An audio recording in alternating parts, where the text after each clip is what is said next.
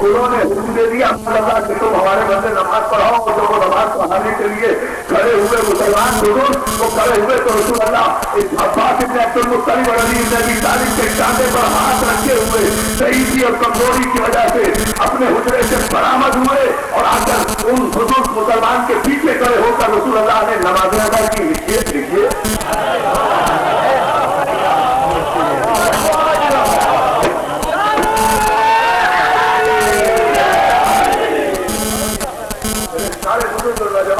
پوری تاریخ کے پس منظر میں چلے گئے.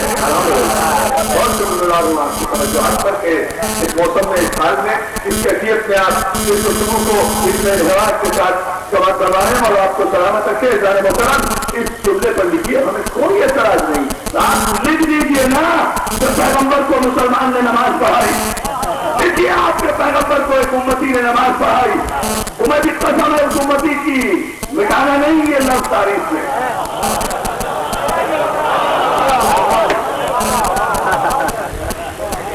مٹانے نہیں یہ روایت تاریخ میں لکھ کے رہنے دینا. جبلی رمانی تم بھی لکھنا، ابو ہریرہ تم بھی لکھنا، محمد ابن اسماعیل بخاری تم بھی لکھنا، سنن ابن ماجہ تم بھی لکھنا، سنن ابن داؤد تم بھی لکھنا، مستدرک حاکم تم بھی لکھنا، ابن خلدون تم بھی لکھنا، مولانا مودودی تم بھی لکھنا، علامہ راشد الخیری تم بھی لکھنا، ابن نبی احمد تم بھی لکھنا، سفیر احمد خان تم بھی لکھنا.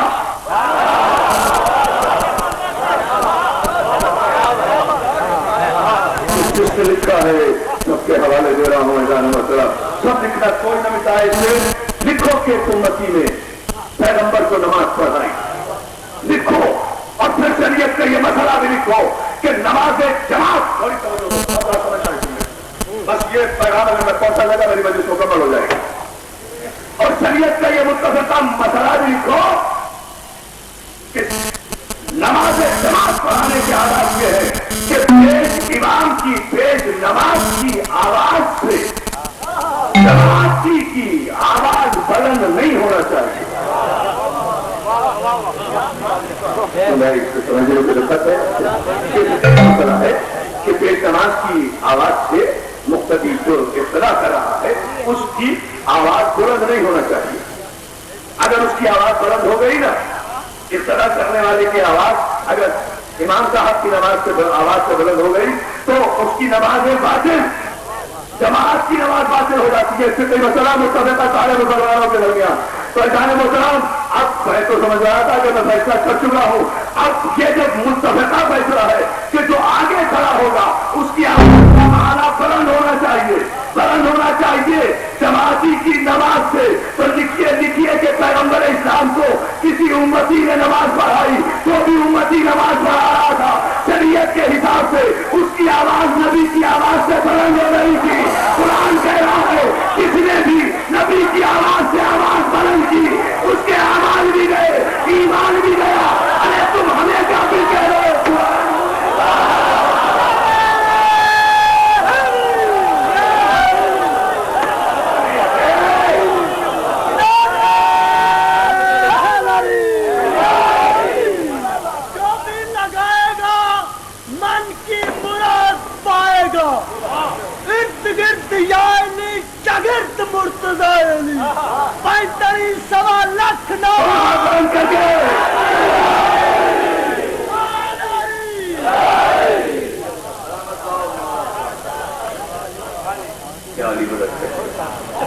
قرآن کہتا ہے یا ایھا الذین آمنوا لا ترفعوا اصواتکم فوق صوت النبی. انڈر اینی سرکمسٹانسز کسی بھی حالات میں اپنی آواز کو نبی کی آواز سے بلند نہ کرو. کسی بھی کیفیت میں اگر تمہاری آواز نبی کی آواز سے بلند ہوئی تمہارے اعمال حق ہوئے. ہماری تو نمازی باقی نہیں رہی تو پیش نمازی کہاں باقی رہے گا. آواز آپ نے بہت کروایا سن. اب اس مسئلے پر دوسرے منزل آئیے ہم اس بحث میں نہیں پڑھتے لیکن اتنی بات تو ملت کو غور کرنا چاہیے، تدبر کرنا چاہیے. قرآن قسمیں کھا کر نبی کے حکم ہونے کا اعلان کر رہا ہے. آج جو تاریخ ہے وہ تاریخ بھی آپ کے ذہن میں رہنا چاہیے. دست قدیر بھی ہے وہ بھی آپ کے ذہن میں رہنا چاہیے. اس حوالے سے ہم اپنی اہم ترین تاریخوں کو کبھی فراموش نہیں کیا کرتے. اس لیے کہ ہماری ہر تاریخ کا ماضی تابناک ہے، شرمندہ نہیں ہے، لہذا ہم تاریخوں کو فراموش نہیں کرتے۔ جو واقعات تاریخیں ہیں انہیں لوگ بھلائے بیٹھے، اور جو تاریخیں ابھی کھرچ کھرچ کے نکالی جا رہی ہیں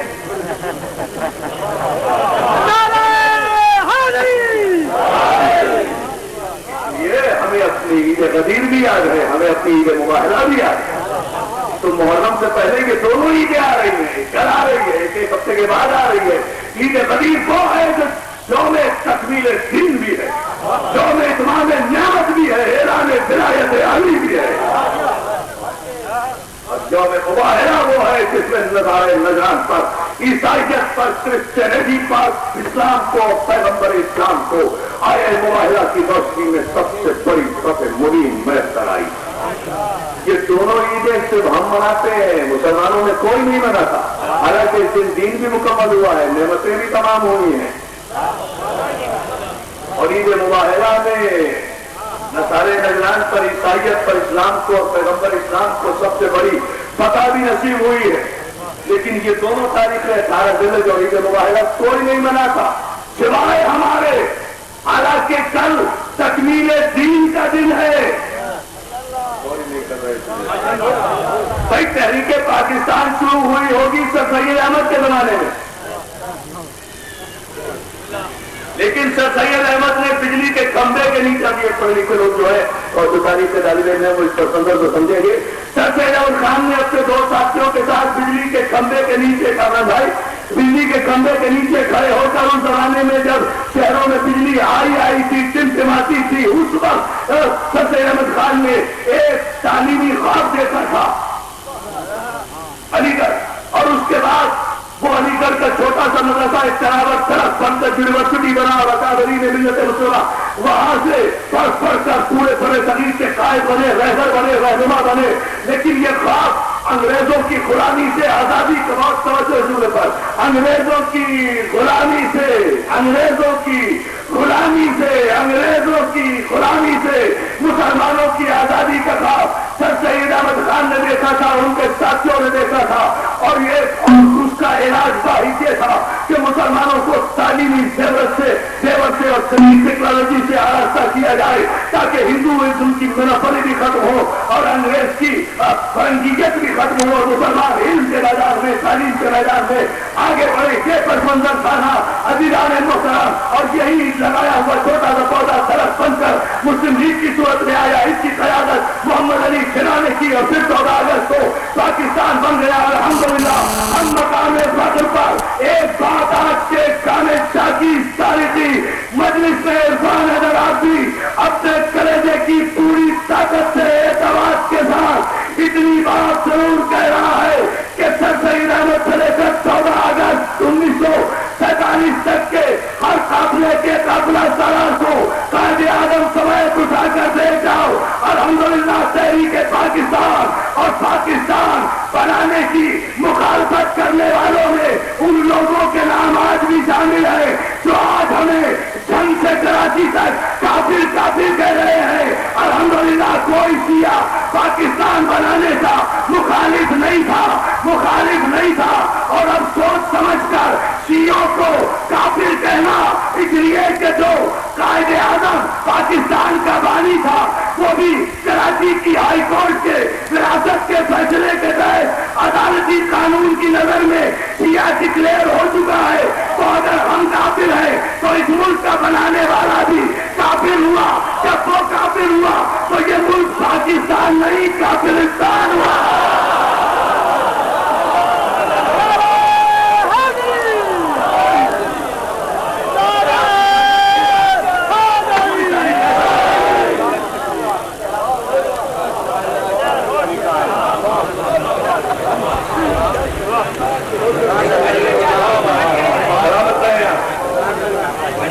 نوجوان نسل کو، اپنے اسٹوڈینٹس کو، اپنے طالب علموں کو ہم نے پوری تاریخ کو سمرائز کر کے یہاں پہ، یہ ہمارا تابناک ماضی ہے۔ لیکن جو بات میں خالد یہ تو بات درمیان میں آ گئی جو میں عرض کرنا چاہتا تھا وہ یہ کہ پاکستان کا خواب سب سے پہلے سرفیر احمد خان نے دیکھا، علامہ اقبال نے خواب کو شعری شکل دی، ٹھیک ہے نا، لکھے جانے مختلف. جب سرفیر احمد خان نے یہ پاکستان کو خواب دیکھا تھا تعلیمی میدان میں ترقی کرنے کا، اور علامہ اقبال نے اسے شعری شکل دی، تو سرفیر احمد خان کی تاریخ سوچ منائی جاتی ہے.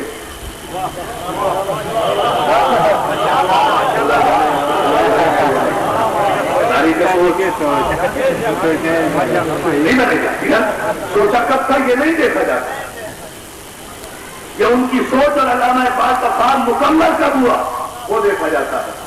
تکمیل فکر سر سید اور تکمیل فکر اقبال 14 اگست 1947 کو ہوئی، تو کوئی تاریخ نہیں منائی جاتی. 14 اگست منائی جاتی ہے جس دن برسوں کا خواب کی صورت میں پاکستان مکمل ہوا، جس دن تکمیل میں آیا. تو دوستو یہ دین اسلام آدم لائے تھے، یوم آدم نہیں منایا جائے گا. نوح لائے تھے، یوم نوح نہیں منایا جائے گا. ابراہیم دین اسلام لائے تھے، یوم ابراہیم نہیں منایا جائے گا. اسماعیل لائے تھے، یوم اسماعیل نہیں منایا جائے گا. ادریس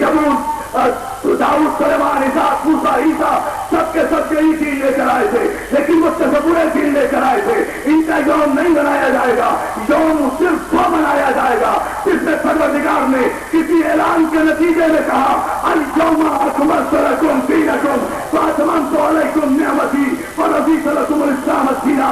آج کے دن جس طریقے جس ٹیکنک سے آج کمپلیٹڈ دین، میں نے دین کو مکمل کر دیا. آدم سے لے کر خاتم تک کا لایا ہوا نامکمل دین جس علی کی ولایت پر مکمل ہوا ہے وہ دن منایا جائے گا. مجھے تعجب ہوتا ہے کہ سر سید احمد کے قصیدے میں پڑھتے ہو، علامہ اقبال کے قصیدے پڑھتے ہو، 14 اگست مناتے ہو، 14 اگست مناتے ہو، بدر کے قصے گاتے ہو، احد کی باتیں کرتے ہو. آخر یوم تکمیل دین 18 غدیر کو کیوں نہیں مناتے؟ 18 جلد کو وہ دین مکمل ہوا، اس لیے نہیں مناتے نا کہ اس میں اس علی کی ولایت کا اعلان ہے کہ جس پر اتمام نعمت بھی ہوا، اللہ راضی بھی ہوا. تو پھر یاد رکھو مکمل دین صرف غدیر کے منبر سے ہم نے لیا ہے، ہم نے غدیر کے منبر سے علی لیا. اس لیے یا علی کہہ رہے ہیں تم نے یہودیوں سے دین اسلام لیا، اس لیے امریکہ نے اپنا قبلہ تلاش کر رہا.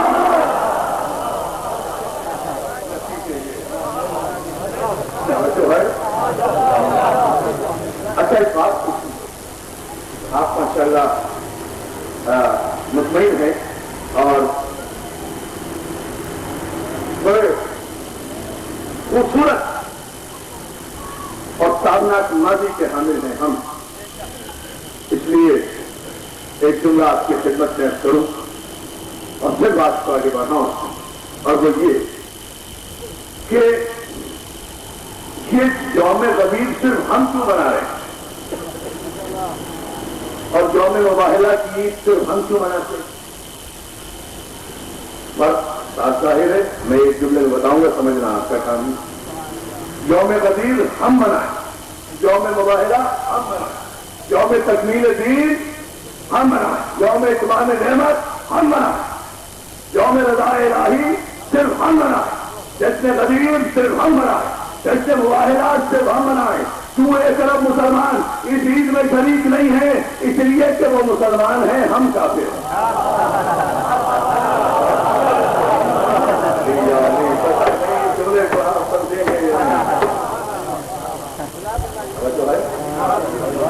دوستوں کو سبھی کی زبان یہی ہوتی ہے، میں کیا کروں. اور جو ہے نا اس کے کچھ آداب ہوتے ہیں نا، ہم اس سے نیچے نہیں آ سکتے. اور آپ کو سلامت کرتے ہیں، آپ الحمدللہ سمجھ رہے ہیں. اس لیے کہ لوگ اس لیے یہ عید غدیر نہیں مناتے، عید مباہلہ نہیں مناتے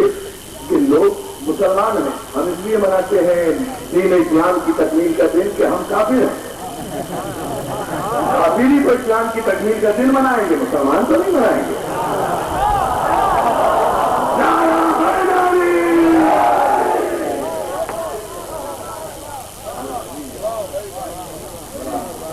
ایک بات تو کریں جو ہم سمجھ رہے ہیں جانے.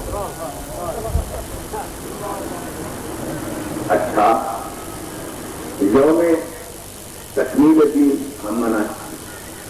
یوم اتمام نعمت ہم منائیں، جس پر اللہ کی نعمت تمام ہوئی ہو، جس ذات پر اللہ نے اپنی ساری نعمتوں کا نزول کر دیا ہو، شریعت مصطفیٰ میں اسے متفقہ طور پر علی کہا جاتا ہے۔ اور اب سننے پر توجہ دوستو، جو فیصلہ میں کرنا چاہتا ہوں اس مرحلے پر آپ کی پوری توجہ مولا آپ کو سلامت رکھے۔ دوستو ایک بات، یہ بات نوجوان دوستوں کے ذہن میں بھی آنی چاہیے کہ یہ سن 10 ہجری 18 ذی حجۃ الوداع سے واپسی، چشمہ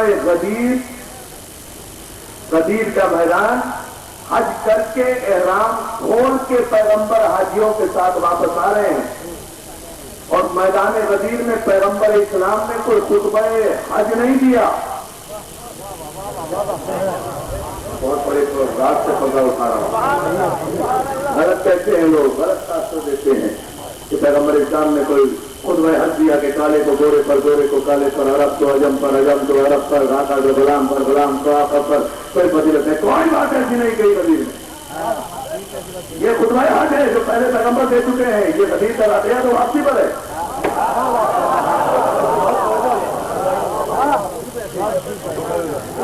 کوئی خطبہ نہیں، پیغمبر خطبہ حج دے چکے ہیں حج یاتری کے موقع پر، اور پیغمبر اسلام نے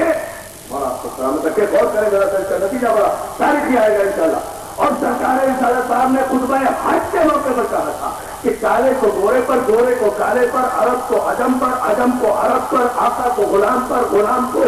آقا پر، امیر کو غریب پر، غریب کو امیر پر کوئی فضیلت نہیں ہے۔ اِنَّ أَكْرَمَكُمْ عِندَ اللَّهِ أَتْقَاكُمْ، اور اللہ کے نزدیک معزز محترم مکرم معظم دل وہ ہے جو تقوی میں سب سے زیادہ بلند ہو۔ اب میں آپ کی ذہانت کا امتحان دوں گا کہ ایک مقرر کو، ایک خطیب کو، ایک ریسرچ اسکالر کو اپنے مجمع کے لیے نیچے آنا پڑتا ہے جب مجمع کو اوپر آنا چاہیے۔ میں آ سکتا ہوں بہت نیچے اور کھڑکا سکتا ہوں، لیکن نہیں، اسی معیار سماج پر ہم آپ کو لے جائیں گے، اس لیے کہ ہم علی کے ماننے والے ہیں، اور علی پستی کا نام نہیں ہے، بلندی کا نام ہے۔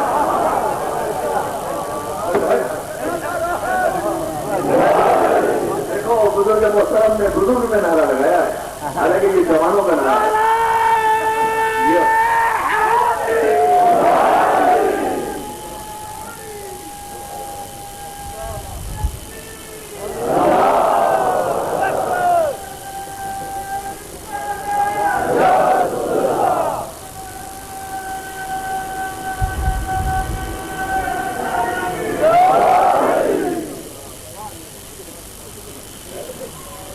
اور جو ہے نا دوستو، اور آپ کو سلامت رکھے، ذرا سا آپ اس جملے پر غور فرمائیے جو میں اب کر رہا ہوں آپ کی خدمت میں۔ آپ کو بلند ہونا ہے، سمجھنا ہے کہ اشارہ ہے علمی اور قرآنی کا، اور اس کو الحمدللہ آپ سمجھیں گے، آپ اس میں لیدار بیٹھے ہیں چند لوگوں میں، اور جس وقت بھی آپ سمجھ گئے دوستوں میں نمبر چھوڑ دوں گا اس مسئلے کو ذرا سا توجہ فرما لے۔ کسی کو کسی پر فضیلت نہیں ہے، ہیومن چارٹر دیا پیغمبر نے خطبہ حج کے موقع پر، اور معیار عزت کیا قرار دیا؟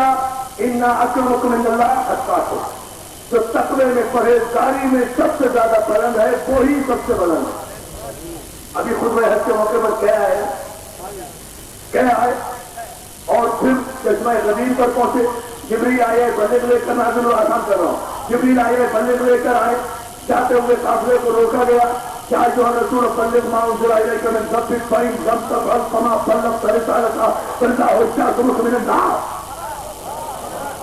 اس کبھی دنیا غور تو کیا کرے ان آیتوں کا۔ اے رسول پہنچا دو، اگر تم نے یہ پیغام ما انزل جو کچھ ہم نے تم پر نازل کیا ہے اسے آج پہنچاؤ، ٹھیک کہہ بولی ابھی،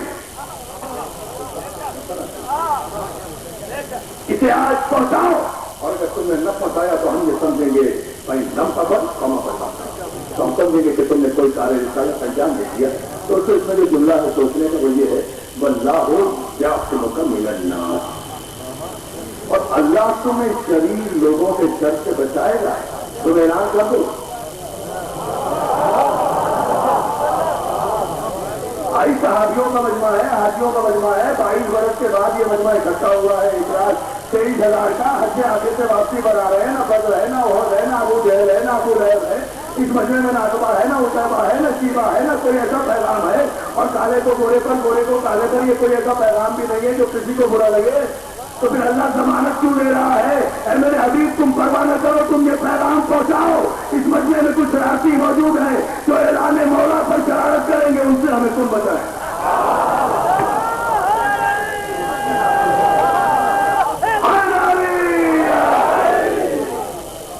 ہم بچائیں گے، تم پرواہ نہ کرو، تسلیم کرو کہ ایک تو اعلان ایسا ہونے والا تھا جس میں شرارت کا انسان تھا،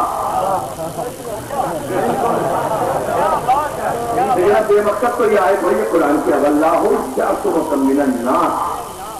اور لوگوں میں سے جو کچھ لوگ ہیں نا شرارتی، ان کے شر سے تمہیں ہم محفوظ رکھیں گے، تم خود کا اعلان کرو،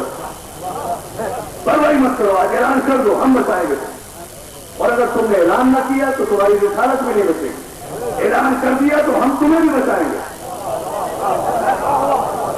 اور گھر میں نے کہا تھا نا بڑا سفیدار ہوں انشاءاللہ آپ کو لطف آئے گا، دعائیں دیں گے آپ اس سننے پر میرے نوجوان دوستوں، اور آپ کو سلامت رکھے، اس سننے پر اور غور فرما لیں، اگر تم نے یہ اعلان نہ کیا تو تمہاری رسالت بھی نہیں بچے گی، اور اگر تم نے یہ اعلان کر دیا تو ہم تمہیں بھی بچائیں گے رسالت کو۔ واقعہ تو آپ کو سنا تو واقعہ میں نہیں پڑھا، 1,23,000 صحابیوں کے مجمع میں سے، آپ کو بڑے خوش نصیب ہے نا شامیانے کے نیچے بیٹھے ہیں، چکر میدان میں تپتے ہوئے ریت میں گنجے سروں کے ساتھ 1,23,000 تازہ حاجی چمکتے ہوئے سروں کے ساتھ زیتون کے تیل لگے ہوئے، یہی منظر ہوتا ہے حج سے بات کی پر اللہ یہی ہوتا ہے، یہ تاریخ کے تاریخ سے رکھتے دوستوں، یہ ساری تاریخ کا مطلب ہے، میری بغاوت نہیں ہے، عالم یہ تھا چلچلاتی ہوئی دھوپ تھی اور اتنی شدید گرمی تھی کہ تازہ حاجیوں نے اپنی ابائیں اپنے پیروں تلے دبا رکھی، پیر چل رہے تھے، اب جن کے پیر سورج کی تپش سے چلتے ہیں، میں نہیں کہتا آپ آواز بھیجتے محمد، اس لیے کہ مجھے جنہیں سمجھانا تھا وہ سمجھ گئے، میں آگے بڑھ رہا ہوں اس جملے سے،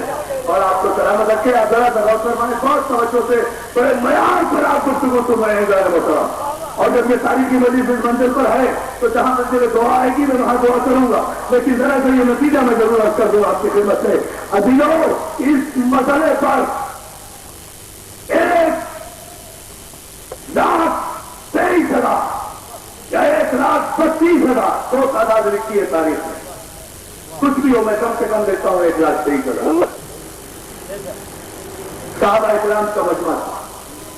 حج سے واپسی پر سب آ رہے تھے، اور اس مجمع میں علی بھی تھے، تمام مورخین نے مسلمانوں سے لکھا کہ جب جبریل آیت لے کر نازل ہوئے تو پیغمبر اسلام نے بلال کو بلا کر کہا، بلال جو آگے بڑھ گئے ہیں انہیں پیچھے بلاؤ، جو پیچھے رہ گئے ہیں انہیں آگے بلاؤ، تو بلال نے بلند سینے پر چڑھ کر یہ نہیں کہا کہ آگے جانے والوں پیچھے آ جاؤ، پیچھے رہنے والوں آگے آ جاؤ، بلکہ بلال نے مزاج رسالت کو سمجھتے ہوئے کہا حی علی خیر العمل،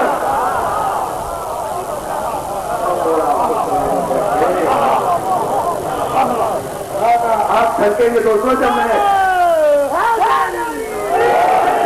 پورا مجمع تھکے گا، یاد کریں گے آپ محرم سے قبل میری تقریر سے یہ جملہ کو دیوانہ آیا تھا، اور یہ جملہ کہہ گیا ہے، بہت بڑے رات سے پردہ اٹھا رہا ہوں، بہت بڑے چہرے سے نقاب اٹھا رہا ہوں، بلال نے جیسے ہی کہا حی علی خیر العمل، آگے گیا ہوا مجمع پیچھے آیا، پیچھے گیا ہوا آگے آیا، اور سب آ کر ایسے نہیں بیٹھے جیسے آپ بیٹھ رہے ہیں، بلکہ صفے بنا کر اس طرح کھڑے ہو گئے جیسے نماز کے لیے صفے بناتے ہیں، جیسے نماز کے لیے صفے بناتے ہیں۔ میرے مولا یہ جگہ میں اپنے کلیجے کا خون دوں گا، تاریخ کی بدسیاسی سے پردہ اٹھاؤں گا، کیا میں کی تاریخی مجلس میں ارے ہزارہ خیر العمل کی آواز پر صحابہ اکرام کا نماز کی طرح صفے بنانا اس امر کی دلیل ہے کہ رسول اللہ کے زمانے میں میدان غدیر تک جنگ ہجری تک تو اذان میں ہزارہ خیر العمل شامل تھا۔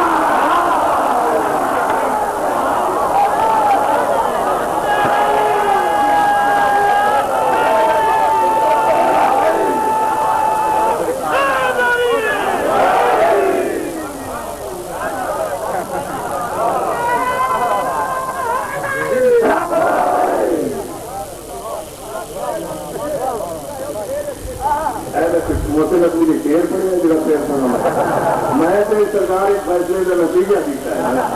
سمجھ ہے نا بلال کا لیکن آپ بزرگ ہیں آپ کے حکم کی میں تعمیر ضرور کروں گا اس لیے کہ بزرگوں کی دعائیں ہمارے لیے بہت بڑی نعمت ہوتی ہے حی علی خیر عمل بلال نے کہا مجمع سمٹ کر سب بنا کر ایسے چشمہ خبیر پر جمع ہوا جیسے نمازی نماز کے لیے کھڑے ہوتے ہیں تو مجمع کا نمازی انداز میں صفے بنا کر کھڑے ہونا اس امر کی دلیل ہے کہ سن کا ہجری تک تو نماز میں حی علی خیر عمل شامل تھا بعد میں نکالا گیا اب کیوں نکالا گیا ایک جملہ ہے تو آپ سمجھ گئے تھا اب میں یہ اور بتاؤں گا کہ کس نے نکالا یہ بھی اشارہ بتاؤں گا سمجھنا آپ کو ایسے ہی جیسے آپ یہ سمجھے تو یہ حی علی سمجھ لینا خدا کے لیے تمہیں مولا کی قسم حی علی خیر عمل کیوں نکالا گیا آپ سمجھ گئے تاکہ کسی کی ولایت توڑائی نہ جا سکے 5 وقت میں کس نے نکالا نام لینے کا کیا فائدہ پکڑے جائیں گے جنہیں رسول نے اپنی بدو سے نکالا تھا اس نے نکالا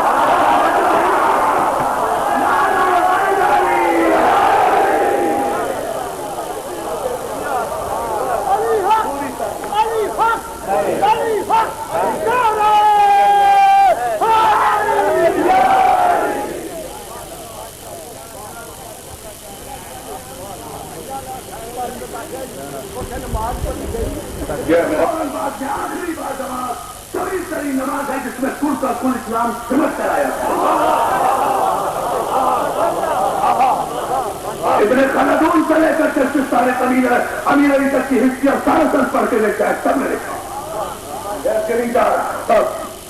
کنفرم ریفرنسز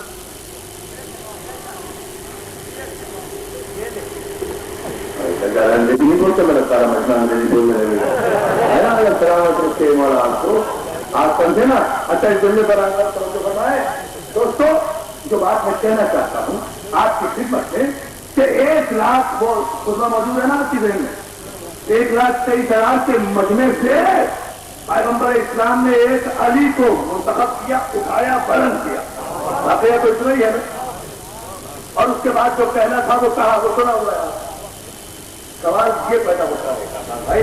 جو میں عرض کرنا چاہتا ہوں کہ پیغمبر آ رہے ہیں ابھی حج سے ابھی خطبہ حجت الوداع دے کر آ رہے ہیں ہیومن چارٹر دے کر آ رہے ہیں کہ کسی حسب کو نسب پر نسب کو حسب پر حسب کو سبب پر عرب کو عجم پر رشتے داری کو خاندان پر خاندان کو قوم پر قبیلے پر کوئی بلندی نہیں ہے تم میں اللہ کے نزدیک بلند وہ ہے جس کا تقویٰ بلند ہو تو کوئی تاریخ کا مورخ یہ نہیں کہہ سکتا کہ پیغمبر نے علی کو رشتے داری کی بنیاد پر مولا بنایا سمجھو میری طرف کوئی یہ نہیں کہہ سکتا کہ پیغمبر اسلام نے سمجھے ہیں آپ کوئی یہ نہیں کہہ سکتا کہ پیغمبر اسلام نے علی کو بھائی ہونے کی حیثیت سے مولا بنایا داماد ہونے کی حیثیت سے مولا بنایا ابو طالب کا بیٹا ہونے کی حیثیت سے اس لیے کہ ابھی خطبہ دے کر آ رہے ہیومن چارٹر دے کر آ رہے رشتے داری کوئی فضیلت کی بنیاد نہیں میں تو 2-4 کے فکر سنوں گا متوجہ ہے توجہ ہے نا متوجہ ہے آمادہ ہے کہ ہم قریب وقت تقریب کا جنرال کو آنا ہے وہ آ جائیں ہم متوجہ رہیں گے اس لیے کہ ساری کی فیصلہ مجھے اس والے پر آپ کی سمجھ ہے توجہ ہے نا پیغمبر اسلام نے کسی رشتے داری کی بنیاد پر علی کو مولا نہیں بنایا کسی عزیزداری کی بنیاد پر نہیں کسی رشتے داری کی بنیاد پر نہیں اس لیے کہ ابھی خطبہ دے کر آئے ہیں کہ کسی کو کسی وجہ سے فضیلت نہیں ہے بلکہ جو تقوی میں بلند اس کو پورے مجمع کی توجہ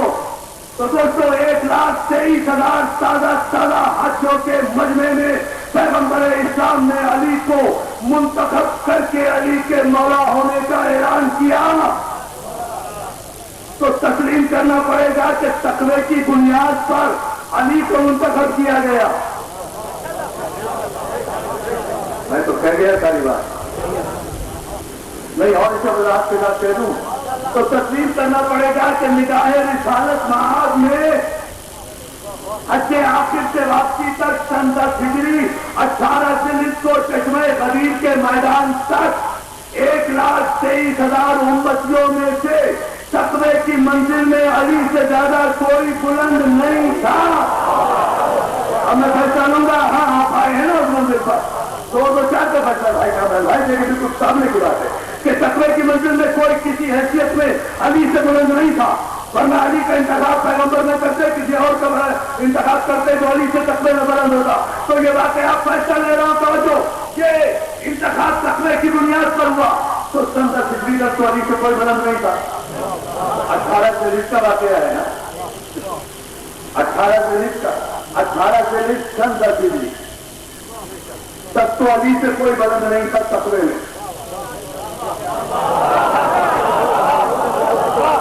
آج آپ سارا مجمع سمجھ لے, محنت وصول ہو جائے گی 1000 وسلم شدید گرمی میں آپ کی اور میری, اس لیے کہ ہمیں کرینے تو شروع کرنے کی عادی ہے ذرائع وبراہیم کے ساتھ ہمیں اپنی ذمہ داریوں کا احساس ہے 1000 وسلم. اس لیے اس جملے پر پوری توجہ. سن 10 ہجری 18 ذیلحج تک تو علی سے تقوی میں کوئی بھی بلند نہیں تھا, کوئی بھی بلند نہیں تھا. تو 18 ذیلحج سن 10 ہجری 18 ذیلحج سے لے کر 18 محرم تک ایک مہینہ انتظام. 18 ذیلحج سے 18 محرم تک 30 دن,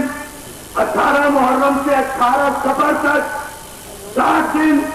18 صفر سے 28 صفر سن 11 ہجری تک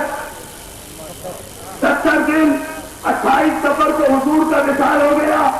دوسرا یہ چاہتا ہوں کہ 70 دن پہلے تک میدان غدیر میں تو 1,23,000 لوگوں میں تقوی کی منزل پر علی سے کوئی بلند نہیں تھا. یہ 70 دنوں میں اس امتی سے کون سا ایسا تقوی اور حادثہ سرزد ہو گیا کہ رسول کے انتقال کے فوراً بعد سب علی کو سپرسیڈ کر کے علی کے حاکم بن گئے.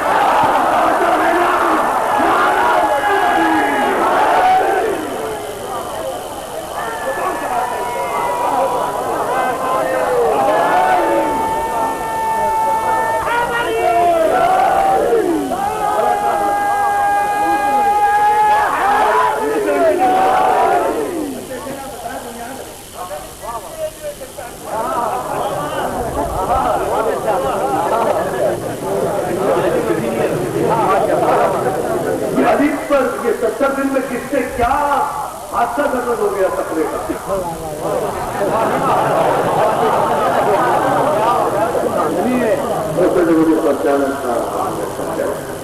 تمہیں جاؤ جہاں تک تم سکتے, جب نیند آ جائے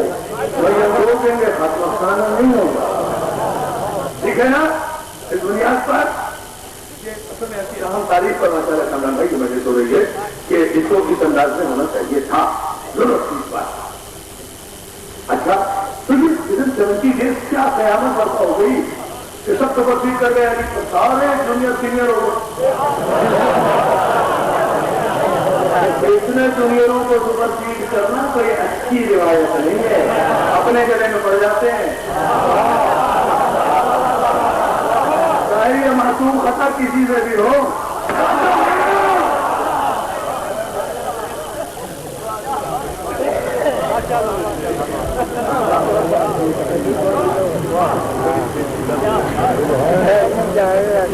بڑی خوبصورت مجھے سامنے ملے, بہت خوبصورت ماشاء اللہ. اتنے شراب اور صحیح کہ میں رسی چاہا کہ میں آج کراچی کے انداز کی وجہ سے بہت کم بیٹھا بالکل سائڈ 10 بجے سے لاہور. اچھا آپ دیکھیں ادھر علی کی ولایت کا اعلان ہوا, مجھے کوئی دھارا نہیں ہے الحمد للہ آپ کے دلوں میں اتر گیا ہے جس میں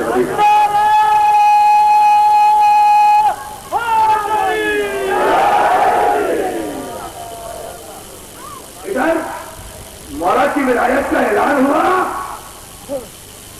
اور ادھر الجامع اکملت لکم دینکم واتممت علیکم نعمتی ورضیت لکم الاسلام دینا.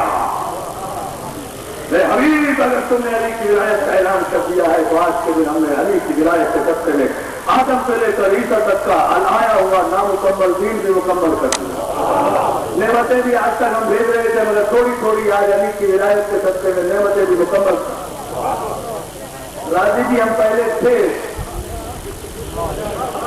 مگر تھوڑے تھوڑے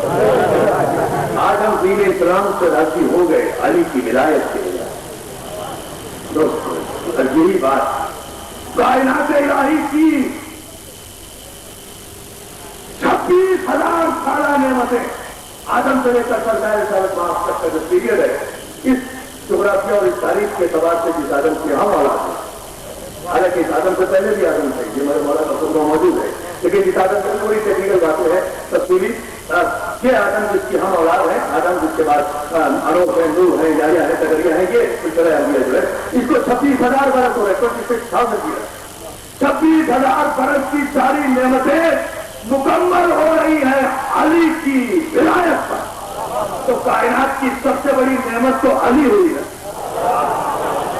اسی لیے ہم کہتے ہیں کہ علی کی ولایت نعمت ہے یہ بات سب کی سمجھ میں آ جاتی ہے مولوی کی سمجھ میں نہیں آتی پسند کھائی ہوئی ہے نا نہ ماننے کی پسند کھائی ہوئی ہے مولوی کی نہ ماننے کی تو میں کیا کروں سمجھو پسند کھائی ہوئی نہیں مانوں ابھی آدمی صحیح کرے تو سویا ہوا تو اسے اٹھایا جا سکتا ہے شانہ ہلا کر اور جو کوئی سویا ہوا جاگتا ہوا سوتا بن جائے اس کو منجی لوٹنی پڑتی ہے اٹھایا تو نہیں جائے اب آگے چلے کو سمجھو باقی جب قسم کھائی ہوئی ہے علی کی ولایت کو نعمت نہیں مانے گا ساری اسماعیل خان نے ساری رات سارا دن بنا بنا ہوتا رہا محمد اسلام مولانا محمد اسماعیل جو ولی اللہ مقام و خدا انہیں کروٹ کروٹ جگہ نصیب کرے سارے علماء ایک طرف سے وکیل جہرا ایک طرف تھا آیتوں پر آیت میں حدیثوں پر حدیث روایتوں پر روایتیں دیتے رہے علی نعمت ہے علی نعمت ہے علی نعمت ہے مولوی نے قسم کھائی ہوئی تھی اس نے مان کے نہیں لیا جی سب کچھ نعمت ہے علی نعمت نہیں ہے جب ساری رات ہو گئی ایسے ہی بچے نے اسے تنگ ہار کر گرمی کا مارا ایک علی کا ملنگ اٹھا اسٹیج کے قریب آ کر کہا مولوی جی تسی رہن دو میں مولوی ذرا آپ بھی پڑھ رہا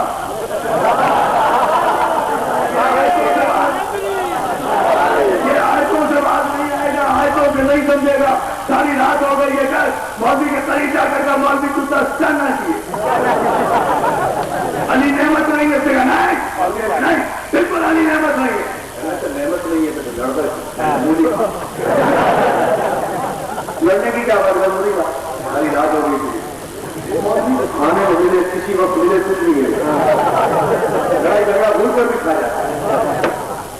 سمجھ جو ہے نا فوراً مرم کے ہاتھ سے مولی لی پوری مولی کھا گیا کھاتے ہی مولی کا تو خاصیت ہے کہ کھاتے ہی نکال آتی ہے ہاضمے کی ایکنالجمنٹ آتی ہے جیسے ہی نکال آئی ہاتھ پہ عادت مولی کو عادت میں لڑکے سے پڑی ہوئی تھی جیسے نکال آئی ہاتھ میں کی فوراً کا الحمدللہ شکر الحمدللہ مرد نے فوراً کو بدل دیا کہ شکر الحمدللہ کیوں کیا اللہ کا شکر ادا کیا ہے کیوں شکر ادا کیا کہا اللہ کا حکم ہے کہ جب بھی میری نعمت کھاؤ تو ضرور شکر ادا کرو تو اللہ کی یہ نعمت مولی کھائی ہے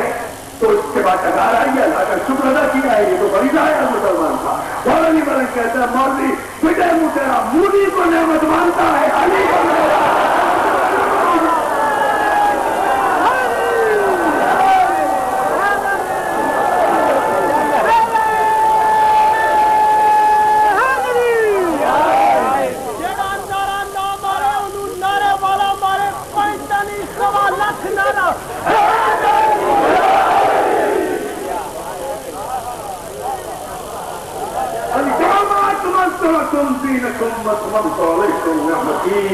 ورضيت لكم الاسلام الديار آج کے دن ہم نے تمہارا دین مکمل کیا نعمتیں تمام کر دی اللہ راضی ہوا دین اسلام سے یہ آخری آیت ہے اس کے بعد باب وحی بات اس وقت قرآن جمع کرنے والوں سے اگر یہ آخری آیت ہے اور یقیناً ہے آخری تو اسے تو سب سے آخری میں ہونا چاہیے تھا کہاں رہی جو ہے ہدایت تو آخر میں ہونا چاہیے تھا ہدایت کو کہاں رکھ دیا گیا اتنا بسم ربک الذی قرآن کی پہلی آیت اليوم اکملت لکم قرآن کی آخری آیت یا ایھا الرسول بلغ آخری آیت سے پہلی یہ ہے ڈیفینیشن قرآن کی اور یہ سجاوٹ قرآن کی دوستو اس امر پہ ضد نہ کرو ضدی نہ بنا مولویت کا نام اسلام نہیں ہے رسالت کا نام اسلام ہے نبوت کا نام اسلام ہے خلق کا نام اسلام ہے امامت کا نام اسلام ہے ولایت کا نام اسلام ہے قرآن کا نام اسلام ہے محبت کا نام اسلام ہے دیانت کا نام اسلام ہے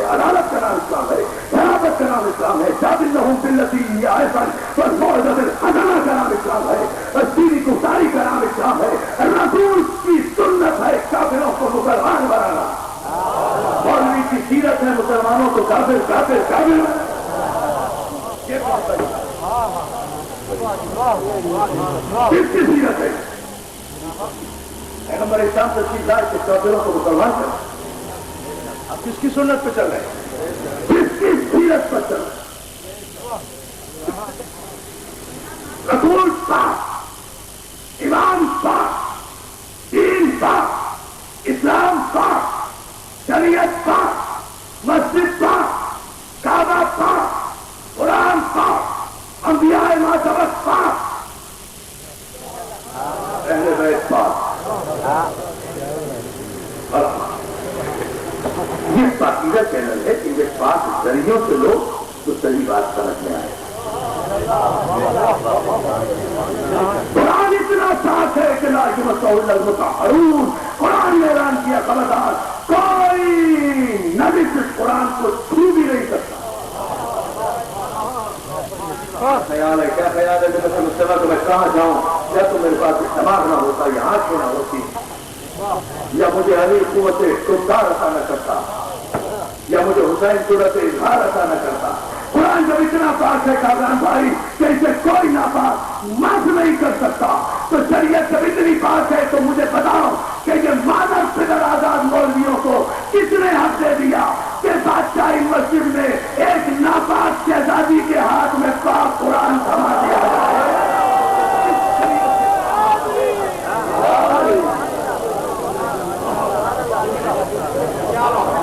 کون سا حق سے غلامی ادا کر رہے ہیں؟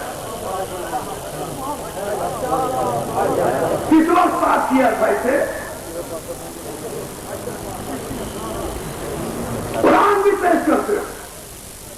اسے چادر کی ضرورت بھی نہیں ہے، بے پردہ ہے وہ انگریز شہزادی، اسے چادر بھی پیش کرتے ہو اللہ کے گھر۔ افسوس ہے تم پر، پھر بھی کہتے ہو ہم نہ روئیں۔ ارے دینے پر آؤ تو ایک عیسائی ناپاک عورت کو بغیر مانگے ہوئے مسجد میں چادر عطا کرتے ہو، اور نہیں دینے پر آؤ تو کربلا سے شام تک رسول کی بیٹی زینب و کلثوم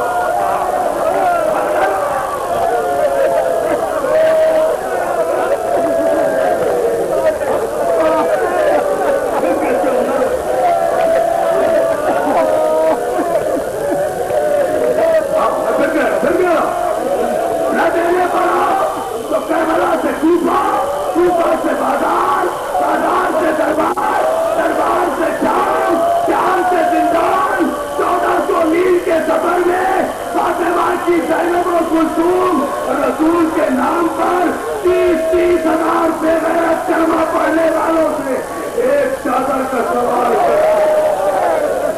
مسلمانوں مجھے چادر دے دو۔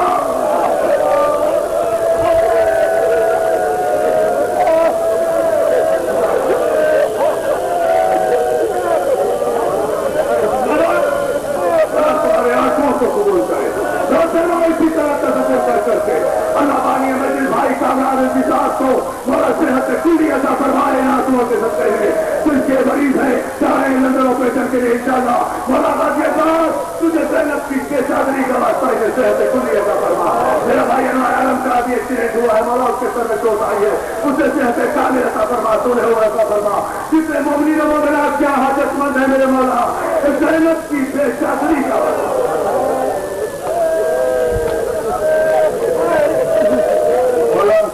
جتنے بے اولاد ہیں رباب کی اجڑی ہوئی گود کا واسطہ، ام رباب کی اس گود کا واسطہ جو کربلا میں ایسی اجڑی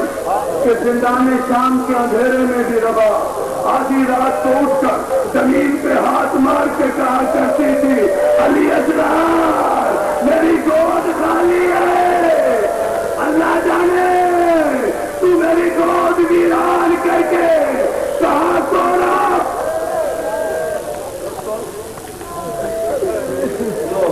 چاہتے ہو مسائل نہیں پڑھ سکتے، لیکن میں تمہیں معجزہ ضرور مسائل سے دکھایا تھا۔ ایک جملے میں کیا قیامت ہوتی ہے بھائی، مولا آپ کو صحت و تندرستی دے۔ دیکھو یہ شامیانے میں بیٹھے ہو، ٹھنڈے پانی کا انتظام ہے،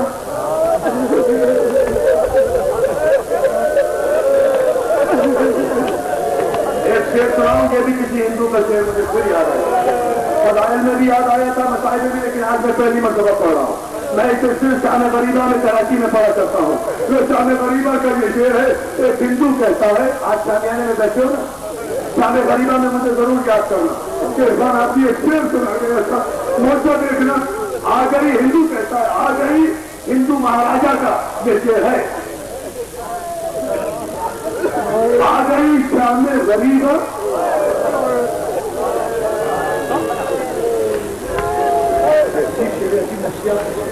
عجیب سائیکالوجی کا شعر ہے، مسائل اس انداز سے بھی کبھی نہیں سنے ہوں گے، ایک شعر ہی پڑھوں گا اور کچھ نہیں پڑھوں گا۔ آ گئے ہندو کہتا ہے، آ گئی شام غریبہ، لٹ گیا صحرا کا گھر،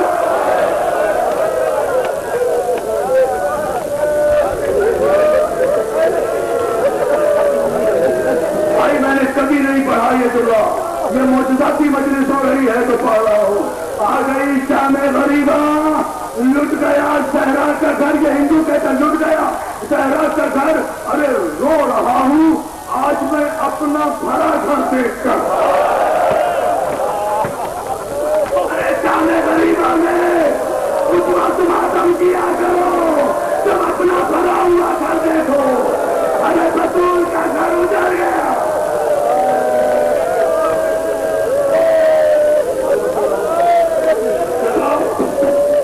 آ گئی، آ رہا ہے میرا بھائی محسن نقوی انشاءاللہ جلدی پہنچ جائے گا، مگر آپ نے نہیں کہا متوجہ نہیں آ رہے ابھی، مسائل لے کر ادھر نہ ہونا، آ گئی قیامت کی منزل، آ گئی نا، بہتر متوجہ ہو، آ گئی شام غریبہ، لٹ گیا صحرا کا گھر، یہ ہندو کہتا رو رہا ہوں آج میں اپنا بھرا گھر دیکھ کر، جب شام غریبہ میں اپنے بھرے ہوئے گھروں کو دیکھو نا، سلام کیا کرو اس اجڑے ہوئے گھر پر، جس گھر کے صدقے میں تمہارے گھر بھرے ہوئے، تمہارے گھر آباد ہے۔ اچھا دارو جب سارے گھر کربلا میں اجڑ گئے نا، یہ جو آپ شام غریبہ میں منظر سنتے ہیں نا کہ بیوی وہ بیوی ہے رباب جو زندگی بھر دھوپ میں بیٹھی رہی، چاہے مئی ہو یا جون، پیٹ ہو یا ہاتھ، کون سے نظر نامے میں تھا کہ اکثر کی ماں دھوپ میں بیٹھی ہے، کربلا سے واپسی کے بعد ہر بیوی سائے میں بیٹھی، لباس زندگی بھر سائے میں نہیں بیٹھی۔ یہ سجاد صاحب کرتے تھے، اماں کب تک دھوپ میں بیٹھی ہوتی، اب تو سائے میں آ جاؤ، تو ہاتھوں کو توڑ کے کہتے کہ سجاد بیٹا بن کے کہنا،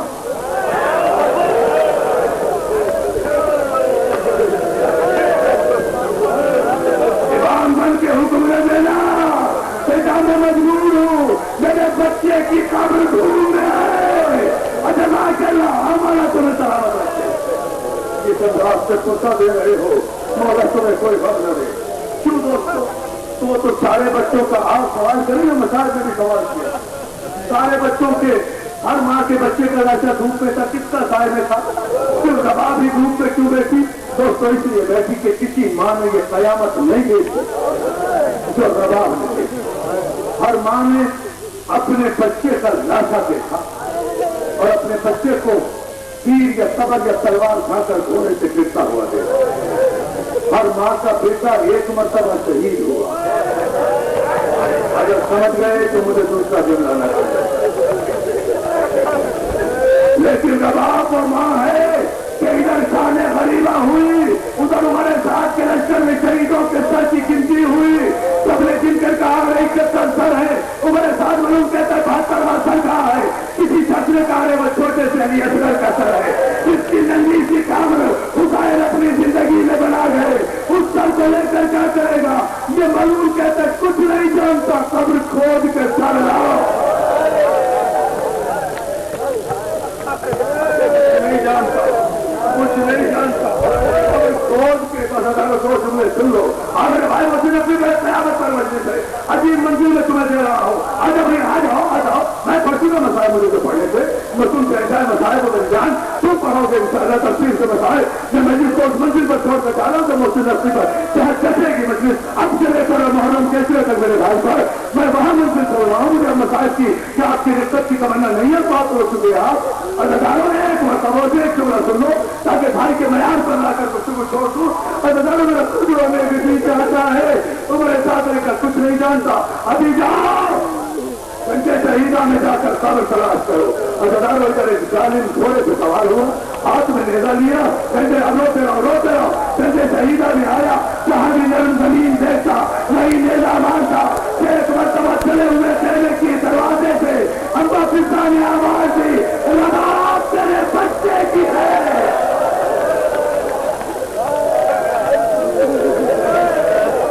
آپ کے آنے کی برکت میرے بھائی, میں یہ جملہ اور مسجد ختم کر رہا ہوں. اجڑی ہوئی ماں نے چلے ہوئے خیمے کی کنار سے غور سے دیکھا, ایک ظالم کربلا کے مقتل کے اندھیرے میں گھوڑے پر بیٹھا ہوا, ریتیلی زمین پر, نرم زمین پر نیزا مارتا جا رہا ہے. اداروں میں مر جاتا. میری ماں بہنوں نے جملہ سن کے برداشت کر لینا. ایک مرتبہ رباب نے دیکھا کہ ظالم نے جو زمین میں نیزا مارا, نیزے میں الجھ کر ایک چھوٹا سا ختم کرو نا کرو. خدا تمہیں اولاد عطا کرے, اللہ تمہارے بچوں کو سلامت رکھے. اپنی قیامت کی منزل ہے. پچاس بڑی جملہ چھوٹا سلا چلنے سے روز کرایا. رباب نے اپنے بچے کو قبر میں آتا ہوا دیکھا. ایک مرتبہ کلیجہ پکڑ کے بیٹھ گئی. ایک مرتبہ ظالم نیزے سے گھوڑے سے اترا, نیزے کو کھڑا کیا. پچاس بڑی جملہ نیزے کو زمین پہ کھڑا کیا. 6 مہینے کے بگڑے ہوئے اصغر کو میری زبان جل جاتی. اگر علامہ رشید کو رابی نہ پڑھتے میں یہ جملہ کبھی نہ پڑھتا. اگر علامہ حافظ کے بعد حسین نہ پڑھتے میں یہ جملہ کبھی نہ پڑھتا. 6 مہینے کے بگڑے ہوئے اصغر کو نیزے سے نکالا, زمین پہ ڈالا, اصغر کے سینے پر گھٹنا پھینکا.